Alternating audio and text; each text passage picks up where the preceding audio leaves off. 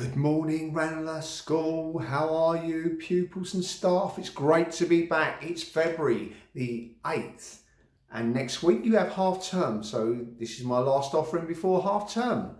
Great to be here with you guys.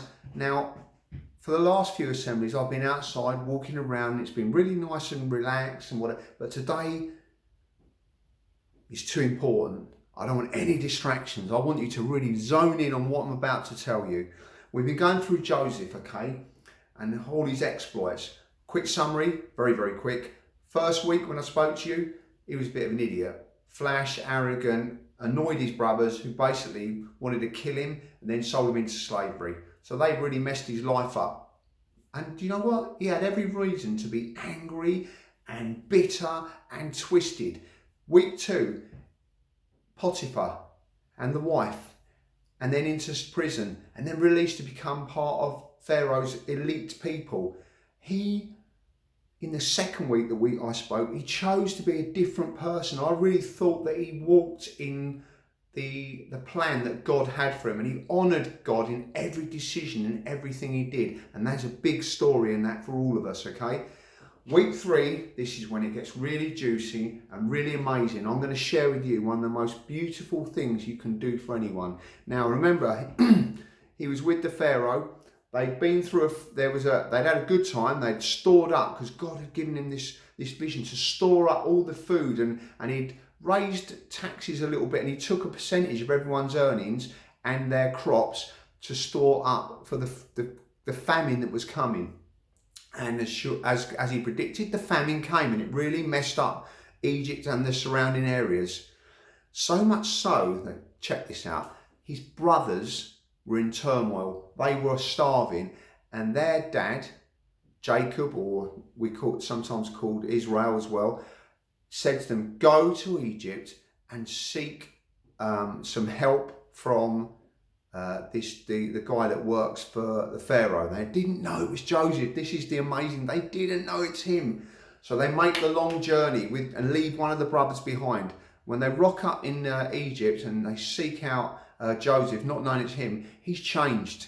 He's got bigger, stronger, better looking. He's in great clothes, and he's grown up obviously a few years now.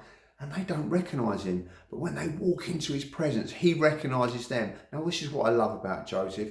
He could have gone, right, I'm going to make you suffer for this. But he doesn't actually. He goes around the corner. He actually weeps. He cries. Now, I get very emotional when God comes into me. When I feel God's presence, I get really... And I kind of think God was in the presence of them all there. And it really touched him that his brothers had come. But he didn't let on. And I can't get it all into one 10-minute talk this morning, but basically what happened is he set them tasks, and they did stuff, and he made it look like they had stolen from him, and he made them suffer a little bit, but not in a horrible way, to teach them lessons. But he still never revealed who he was to them.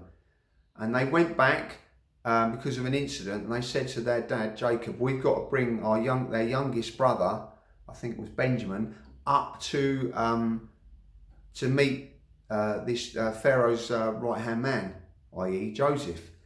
And Jacob said, oh no, I can't do that. And actually Joseph had kept one of them back deliberately as almost like a prisoner type thing. It wasn't horrible to him, to ensure that happened. Now Jacob was pulling his hair out. He'd already lost one son, and now this youngest one, he didn't want to lose him, but he took the decision and did it. Long story short, the brothers went back to Egypt, met up again, and they were in real fear. And then Joseph said, and he wept again in round the corner. He wept because he was just so touched that his brothers had come back. No hate, just love he had for them. He'd already forgiven them in his heart, but he didn't tell them that. He said to go back and get their father. So when they brought their father back, it was then that Joseph revealed himself, and he kicked everyone out of where he was, except for his family, and then revealed who he was. And they were like, oh my gosh, what have we done? We're so sorry. He goes, and he kind of basically said, it's okay, I forgive you. Look what God has done to me in that time. God has honoured me and looked out for me and cared for me. And although it's been hard, I've just stuck by him, I've prayed to him, I've listened to him, and I have come through this storm in my life. So They went on. Jacob stayed there and lived there. The family lived in Egypt with Joseph, and they just flourished and grew. And Joseph grew as well. He became this. He was at this point really high. He was like just under Pharaoh as one of the top people in the whole of Egypt. So he's grown from this little arrogant flash boy into a really well developed and high functioning young man. And he was incredible. He was just like he had vision. He was a visionary. He could see in the future through God and knew what to do and how to treat people as well.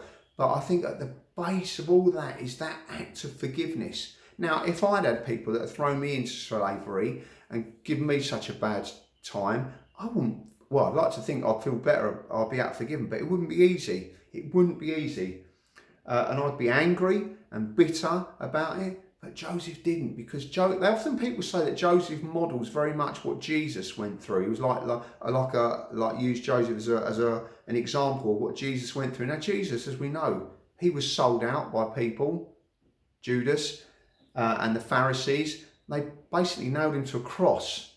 Okay, he was nailed to a cross by the Romans under orders from the Pharisees because they had to do it. Jesus knew that was going to happen, and he could have been angry, bitter, twisted, but he didn't. He forgave, and that is the whole point of a Christian walk. The whole point of Jesus is about love and forgiveness and acceptance and tolerance. The most powerful things you can do for someone is to extend that out to people. You know, I often say another alternative spelling for Jesus is L-O-V-E, and I really believe that. I really believe that to be the case. So there's a great saying. I'm going to display it to you in a minute. Anger does more to the vessel in which it is stored than to who it is poured. I'll say it again. Anger does more to the vessel in which it is stored than that onto which it is poured. So, quick example with the aid of a glass of super duper Ribena. Imagine this cup is your anger. And if it sits, it's like an acid. So anger is like an acid that does more to the vessel in which it is stored than that on which it is poured. If that's the coloured Ribena there, is like your anger. And it sits inside, and it does. If we're angry, we sit there going, we get really wound up, we get really angry, we get really frustrated, and we take it out, and it festers inside of us. Okay, it festers. My suggestion to you today, and it's not easy, I'm not saying this is an easy thing, like Jesus went on the cross for us to take our bitterness, our anger and our sins, okay, this is the same process, okay, watch, I'm not going to do this more than once, I'm going to try not to spill this. This is your anger, this is your bitterness, this is your unforgiveness, and this cup represents Jesus and all of that, and he's going to do this for you. He's going to take that for you and release you. He takes it, it's gone. And he releases you to be free of bitterness and anger and unforgiveness. Now, I have seen myself, people do that act of forgiveness, and they've been through horrendous experiences in life. And frankly, they've been within their rights to be angry and bitter, but they chose not to. They chose to pass it on, forgive the person, and move on in life. Because once you forgive, your glass is empty. You can move on in life. And your bitterness, anger, and unforgiveness is taken away. Okay? Now, you don't have to physically go to that person. I'm going to really speed up now. You don't have to tell them you forgive them. You can do it in your heart and in your mind. I often say it's better to actually tell them. It kind of offloads the burden. Right. So I hope you get it. Through all this, flash, bitter, arrogant, learnt a lesson, became something because he followed God, and at the end of it, learnt to forgive and love. What a great story. And that's Jesus' story as well, actually, to learn to forgive and to love. So I'm going to close in prayer. I'm going to pray for us all over half term as well, in that you have a good time. So just bear with me. I'm going to pray for everyone at the school.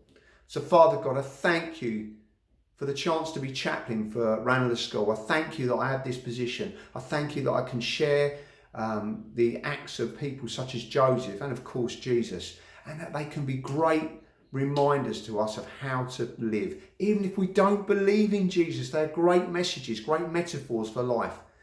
But most importantly, Lord, as they learn this, that they learn to exercise it out to other people. So Lord, just keep these guys safe, bring them back from half term safely. And I just pray, Lord, that as we slowly see recoveries from COVID and less infection, we can see the day when we can all be back together at Ranelagh as a proper functioning school. Until then, take care, have a wonderful half term. God bless, peace to you all. Thank you very much. Bye-bye.